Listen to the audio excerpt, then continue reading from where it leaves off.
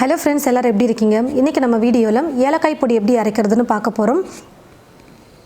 ஏலக்காய் 50 கிராம் எடுத்திருக்கேன்.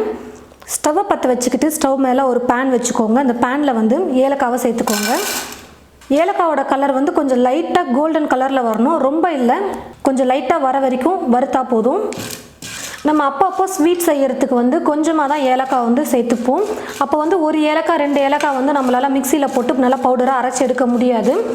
இந்த மாதிரி கொஞ்சம் 50 கிராம் 25 கிராம் அந்த அளவுக்கு நீங்கள் ஏலக்காய் வாங்கிட்டு நல்லா வறுத்துக்கிட்டு பொடி பண்ணி வச்சுக்கிட்டிங்கன்னா அப்பப்போ யூஸ் பண்ணுறதுக்கு ரொம்ப ஈஸியாக இருக்கும். என்னால் மொத்தமாக ஏலக்காவை வாங்கிட்டு அரைக்க முடியாது அப்படின்னு நினச்சிங்கன்னா 2-3 ஏலக்காய் தான் என்னால் அரைக்கணும். அதுக்கு என்ன பண்ணுறது அப்படின்னு பார்த்தீங்கன்னா, நீங்கள் எவ்வளோ ஏலக்காய் யூஸ் பண்ணுறீங்களோ 2 இல்லை 3 ஏலக்காவே எடுத்துக்கோங்க. கூட 2-3 ஸ்பூன் சர்க்கரையை சேர்த்துக்கோங்க. ரெண்டையும் மிக்சியில் போட்டு அடித்து எடுத்துக்கோங்க. நல்லா நைஸாக ஏலக்காய் இருக்கிற இடமே தெரியாமல் நல்லா ரொம்ப பவுடராக வந்துடும். பாருங்கள் ஃப்ரெண்ட்ஸ், ஏலக்காய் ஓரளவுக்கு நல்லா வறுபட்டு கொஞ்சம் கலரும் லைட்டாக சேஞ்ச் ஆகிருக்கு பாருங்கள்.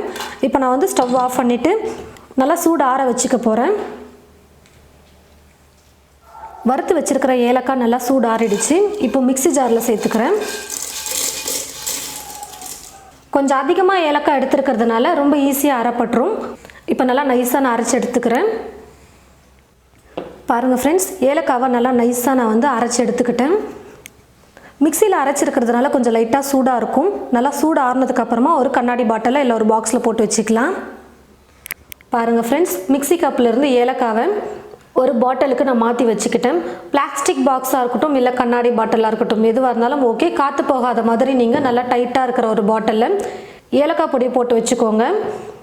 அப்பப்போ ஒரு ஏலக்காய் 2 ஏலக்காய்ன்னு சொல்லிட்டு நம்மளால் அரைச்சி யூஸ் பண்ண முடியாது. அதனால் ஒரு 25 கிராம் இல்லை 50 கிராம் அளவுக்கு நீங்கள் மொத்தமாக வாங்கிட்டு மிக்சியில் போட்டு பொடி பண்ணி இந்த மாதிரி ஸ்டோர் பண்ணி வச்சுக்கிட்டிங்கன்னா அப்பப்போ யூஸ் பண்ணுறதுக்கு ரொம்ப ஈஸியாக இருக்கும்.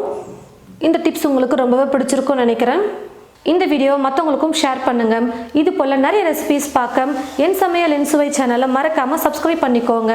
கூடவே பக்கத்தில் இருக்கிற பெல் ஐக்கானை கிளிக் பண்ண மறந்துடாதீங்க. தேங்க்யூ.